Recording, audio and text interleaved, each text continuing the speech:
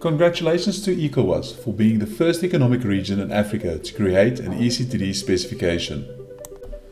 ECOWAS will now be associated with other world-leading eCTD countries such as the United States, European Union, the GCC, Japan, Canada, Switzerland, China, Australia, Thailand and Jordan. Not having eCTD is like an orchestra without a music sheet and a conductor. The orchestra members will feel unsure of the performance delivery required. Now imagine adding the music sheet and the conductor.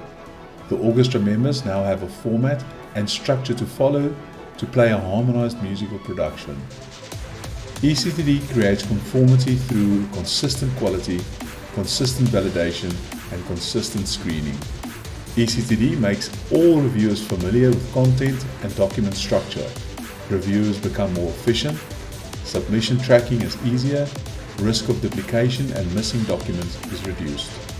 The International Committee for Harmonization identifies e-submission eCTDs as one of the pillars to establish harmonization. It is important to integrate ECOWAS requirements into the eCTD guidelines. To achieve this, WAMRH appointed an eCTD specialist company.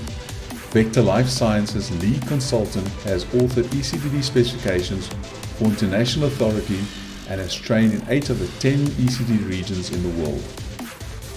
Vector Life Science adopted a consultative process for authoring the eCTD specifications.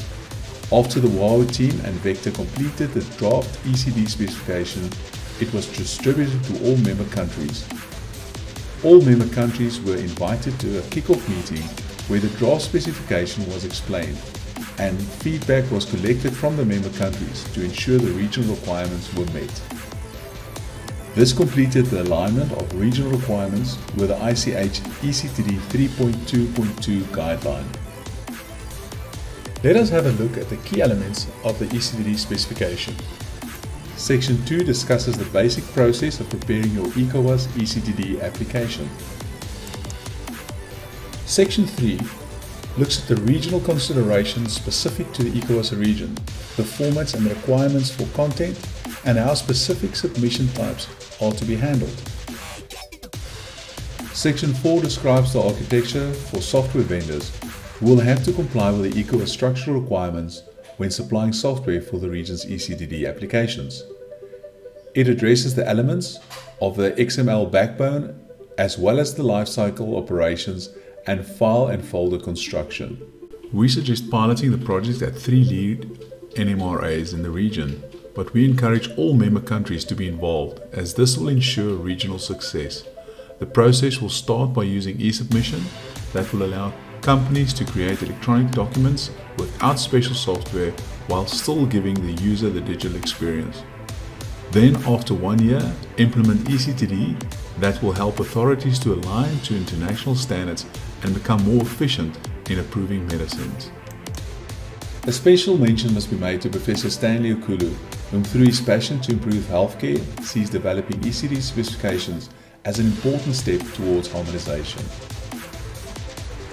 Civil Issei Agema Nyabua and the WAMRH team for their commitment and determination to achieve harmonization in the region through eCTD specifications, and for the endless hours spent reviewing draft specifications and providing feedback.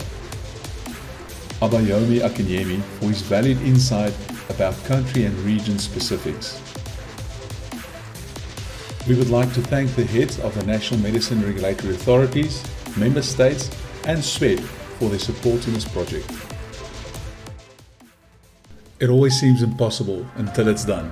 Africa is ready for eCTD.